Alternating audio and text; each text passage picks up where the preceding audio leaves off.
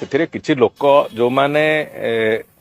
ଦୁର୍ବୃତ୍ତ ହବାକୁ ଚେଷ୍ଟା କରିବେ ସେଥିରେ କିଛି କରିବାର ନଥାଏ। ତେଣୁକରି କିଛି ଲୋକ ଯୋଉ ଭଳିଆ ଅମାନିଆ ଭାବରେ କରୁଛନ୍ତି ବାରମ୍ବାର ମନ୍ଦିର ପ୍ରଶାସନ ତରଫରୁ କୁହାଯିବା ପରେ ବି ଯାହା କରୁଛନ୍ତି ସେଥିରେ ଆହୁରି କଠୋର କେମିତି କରାଯିବ ଦଣ୍ଡବିଧାନର ପ୍ରକ୍ରିୟା ତା ପାଇଁ ଚିନ୍ତା ଚାଲିଛି। ଏବଂ ବିଶେଷ କରିକି ଏଇ ଯୋଉ ଲୋକମାନେ କରୁଛନ୍ତି ସେମାନେ ମହାପ୍ରଭୁଙ୍କୁ ଦର୍ଶନ କରିବାକୁ ଆସୁନାହାନ୍ତି, ସିଏ ଏଇଭଳି ଭାବରେ ଡ୍ରାମା କରିବାକୁ ଆସୁଛନ୍ତି ଏବଂ ନିଜର ସୋସିଆଲ ମିଡିଆ ଆକାଉଣ୍ଟ ଚଲେଇବାକୁ ଆସୁଛନ୍ତି। ତେଣୁକରି ସେଇ ଯୋଉ ବ୍ୟକ୍ତିମାନଙ୍କୁ ତାଙ୍କୁ ନିଶ୍ଚିତ ଭାବରେ କଠୋର ଭାବରେ କେମିତି ତାକୁ ଆମେ ସେ କଥାକୁ ବନ୍ଦ କରେଇବୁ ସେ ବାବଦରେ ବି ଆଲୋଚନା ଚର୍ଚ୍ଚା ହେଇଛି ଏବଂ ତାକୁ ଆଗକୁ ଆହୁରି କଠୋରତାର ସହିତ ଆମେ ସେ କଥାକୁ ଦେଖିବୁ। ଅନେକ ଗୁଡିଏ କଥା ଯୋଉଟା କି ପୁରୁଣା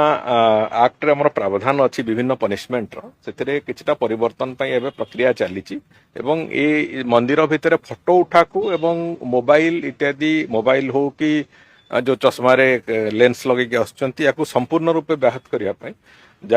ତା ବାବଦରେ ଯାହା ଦଣ୍ଡବିଧାନ କରାଯିବା କଥା ଯୋଉ କଥା କି ନଥିଲା ଆମର ପୁରୁଣା ପ୍ରାବଧାନରେ ତାକୁ କରିବା ପାଇଁ ବି ସେ ବାବଦରେ ଚିନ୍ତା ଚାଲିଛି ଏବଂ ସେ ବାବଦରେ ପ୍ରକ୍ରିୟା ବି ଆରମ୍ଭ ହୋଇଛି। ସେଥିରେ କିଛି ଲୋକ ଯୋଉମାନେ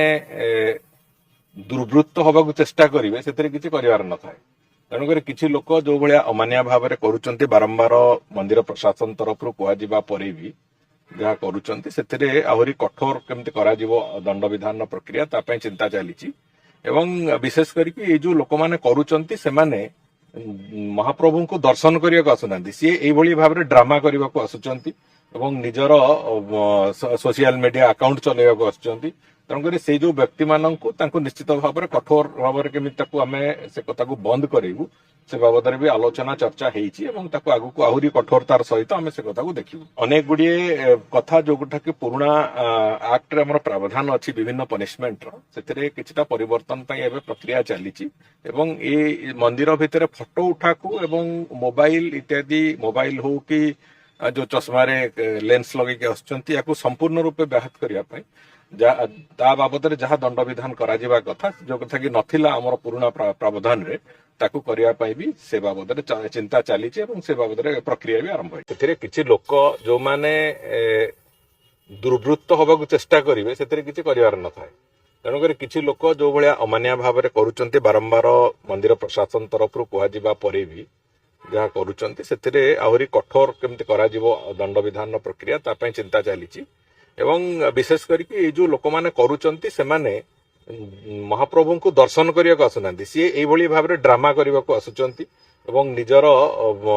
ସୋସିଆଲ ମିଡିଆ ଆକାଉଣ୍ଟ ଚଲେଇବାକୁ ଆସୁଛନ୍ତି। ତେଣୁକରି ସେଇ ଯୋଉ ବ୍ୟକ୍ତିମାନଙ୍କୁ ତାଙ୍କୁ ନିଶ୍ଚିତ ଭାବରେ କଠୋର ଭାବରେ କେମିତି ତାକୁ ଆମେ ସେ କଥାକୁ ବନ୍ଦ କରେଇବୁ ସେ ବାବଦରେ ବି ଆଲୋଚନା ଚର୍ଚ୍ଚା ହେଇଛି ଏବଂ ତାକୁ ଆଗକୁ ଆହୁରି କଠୋରତାର ସହିତ ଆମେ ସେ କଥାକୁ ଦେଖିବୁ। ଅନେକ ଗୁଡିଏ କଥା ଯୋଉଟା କି ପୁରୁଣା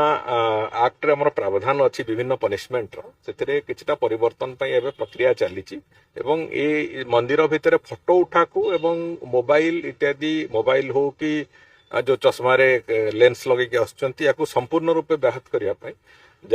ତା ବାବଦରେ ଯାହା ଦଣ୍ଡବିଧାନ କରାଯିବା କଥା ଯୋଉ କଥା କି ନଥିଲା ଆମର ପୁରୁଣା ପ୍ରାବଧାନରେ ତାକୁ କରିବା ପାଇଁ ବି ସେ ବାବଦରେ ଚିନ୍ତା ଚାଲିଛି ଏବଂ ସେ ବାବଦରେ ପ୍ରକ୍ରିୟା ବି ଆରମ୍ଭ ହୋଇଛି।